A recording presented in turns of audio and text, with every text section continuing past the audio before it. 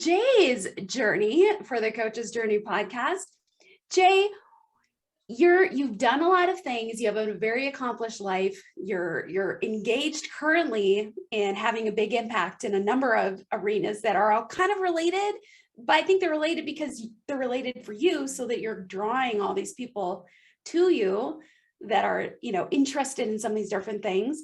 How did you even get started on the journey of being a coach, or wanting to be a coach, or even had that idea like, what is a coach? And maybe that's the right thing for me.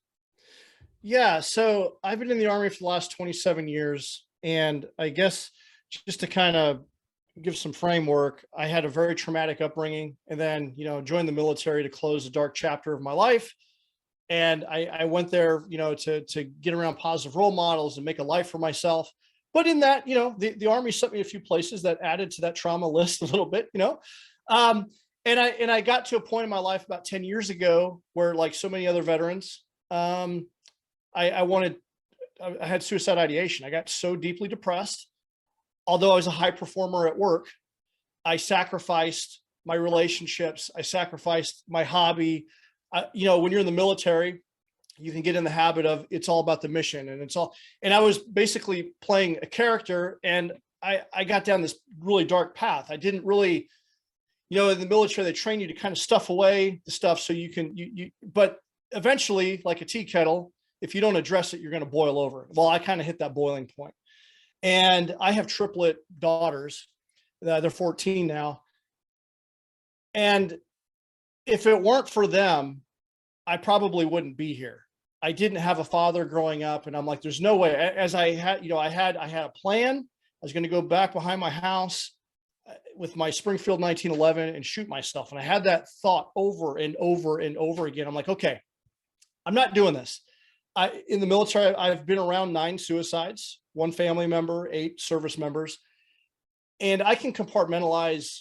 I can understand. I mean, as tragic as it is, a car accident, disease that takes someone and ends their life early, you kind of come to grips with that. It's a suicide catches you so off guard, and that pain and misery is amplified to all of your family. I'm like, there's no way that I can do this to my kids.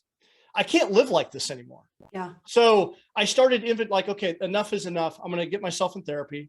And when I initially came in the military, that was kind of, yeah, there were therapists there, but if you went, like, you were looked at as weak. So I had to overcome that, because I couldn't just live like this anymore. So I'm like, okay, I'm going to put that aside. I'm going to get myself in therapy. So I started unpacking that stuff. And therapy sucks. It's hard. It's hard work, because you're unpacking, you're reliving all this trauma. It's not fun. Yeah. But also simultaneously, I started looking at, like, why am I so miserable? How can I get so much done, but why am I so miserable? And how do some people, like, they get so much done, but they're happy? What are they doing that I'm not doing? And so I started inventorying all of my habits. I started inventorying, how I was coping with things, alcohol, excessive video games, like escapism, like a lot of escapism. And I started looking at the people that inspired me, military leaders and other people that in the civilian community that were, doing well. And one thing I noticed, like, they just have some different habits, a different way of living. And one thing that I picked up right away, I had a mentor give me the book called The Slight Edge. And I wasn't much of a reader, but I started reading this book by Jeff Olson, and it was about the little things. It's about the compounding interest of doing the little things.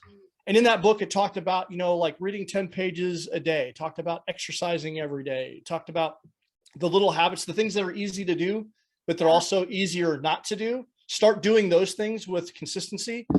And I noticed that my life began to change. I picked up that book, I read it, and I started reading other books. I committed to like 10 pages a day, and I've been reading ever since.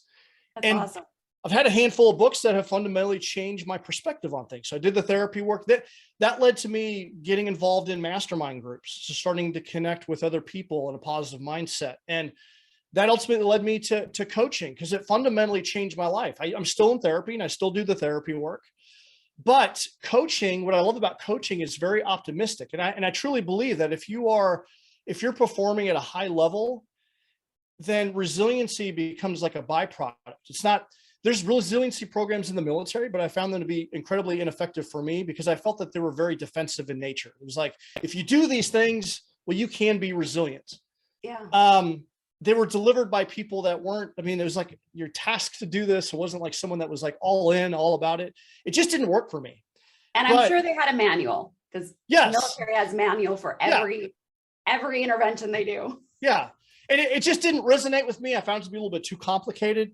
But there've been various coaches and groups, but I really resonated with Brendan Bouchard's message. And then I went to High Performance Academy, and I was an instructor and a mentor in the military. So for the longest time, I didn't know what I wanted to do. I was good at the military, so I just kind of stayed in.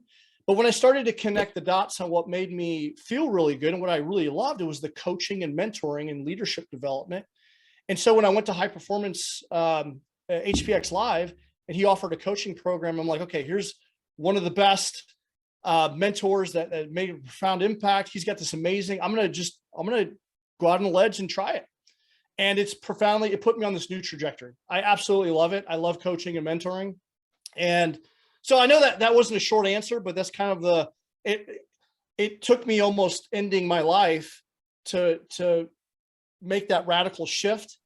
And going down that path of coaching and development made such a profound impact on me that I wanted to help other people with it.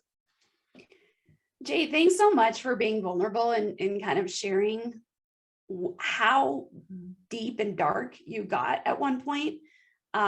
Because I know what you experienced as far as your emotional response to overwhelm is certainly not unique. But I also know it's one of those things that is the least talked about.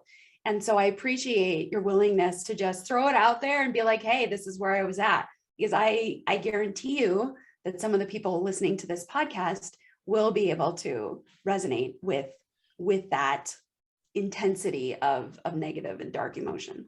Yeah, we need to talk about it. There's so many people that are suffering in silence. And we live in a day and age right now with society where you look on social media, everyone's putting their best foot forward. We're trying to compare ourselves. Suicide is at an all-time high. Divorce is an all-time high. What is going on with our mental health? And so we need to have these conversations, and people aren't talking about it.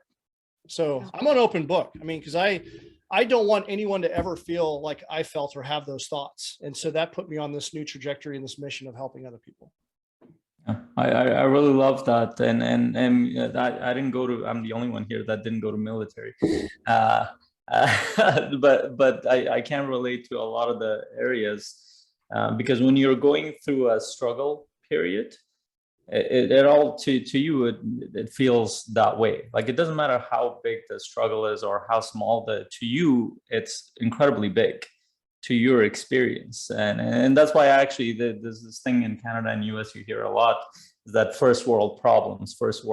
Like that doesn't make sense because like I come from the third world and we actually face physical and needs problem, like survival problems. But when I came here and I watched people who came from that world, who came here, then they started developing other challenges that were not survival based in terms of like physical survival. But I watched my parents, my cousins, my family, they developed depression. They developed all sorts of stuff that was, to them, it looked like their world was falling apart.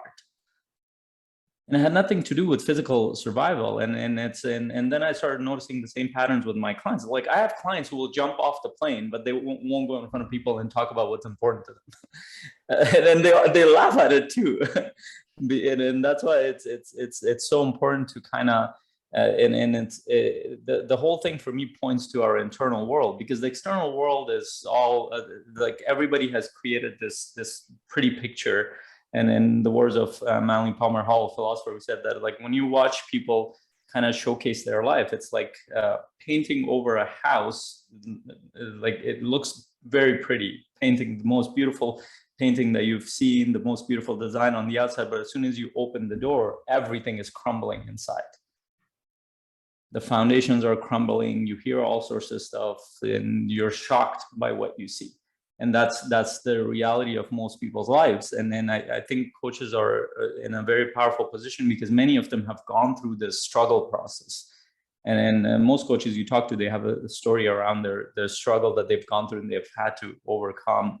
And a lot of it is a very tragic life circumstance that and they're more open to share it. And that's why it becomes so important. I think it positions coaches also to help people more authentically from that space too, is rather than kind of pretending that, oh no, you should be at a certain area. No, let's start with where you are. So I really appreciate you starting from that point, because it's important for all of us to hear.